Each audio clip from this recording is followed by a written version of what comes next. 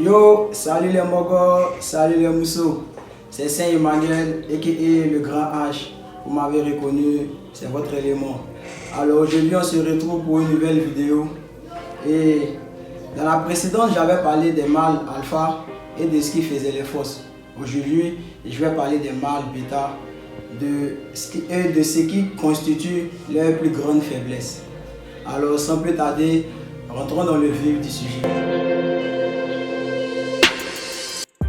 La plupart des vidéos que je vois sur YouTube, dans lesquelles on traite le problème des mâles bêta, etc., ils ont une seule méthodologie. Ils prennent le mâle bêta et ce qu'il fait de mal. Ils parlent du fait de mettre la femme sur un piédestal, le fait de couvrir derrière les femmes, le fait de presque vénérer la femme. Et ils essaient de donner des conseils sur comment changer ce comportement. Bon, en soi, c'est pas mal comme méthode, mais ce n'est pas la méthode la plus efficace. Aujourd'hui, je vais traiter ce problème d'une autre façon. Au lieu de se concentrer sur ce qu'ils font, on va se concentrer plutôt sur ce qui fait qu'ils font ce qu'ils font. C'est un peu compliqué, mais on va s'entendre. C'est-à-dire le pourquoi des actes qu'ils posent, le pourquoi des fautes qu'ils commettent.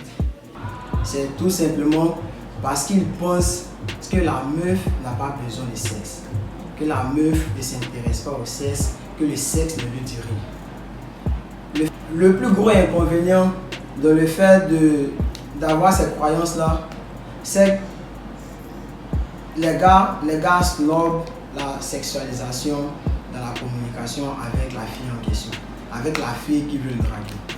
Tu vois, lui il s'est dit qu'elle n'est pas intéressée par le sexe, donc pourquoi sexualiser la communication? Alors que la sexualisation, c'est le pont qui te permet de traverser le niveau ami ou connaissance. Bon, je ne vais pas parler d'amis même, parce que quand tu atteins le niveau ami, c'est déjà grave. Mais la sexualisation va te permettre de traverser le niveau connaissance à partenaire sexuel. C'est la sexualisation seule qui peut t'ouvrir ces portes-là.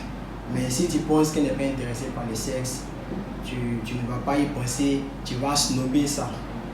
Et ce genre de comportement, à la longue, ça agace la meuf. Et soit elle te met dans le case ami, soit elle arrête tout pour te parler. Et le jour où tu vas avoir le malheur de dire tes sentiments, de lui avouer tes sentiments, tu seras étonné de sa réaction.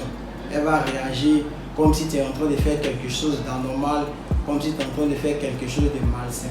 Alors qu'entend, elle est avec d'autres mecs, elle couche ensemble avec d'autres mecs, etc., etc. Alors la famille, c'est la fin de la vidéo.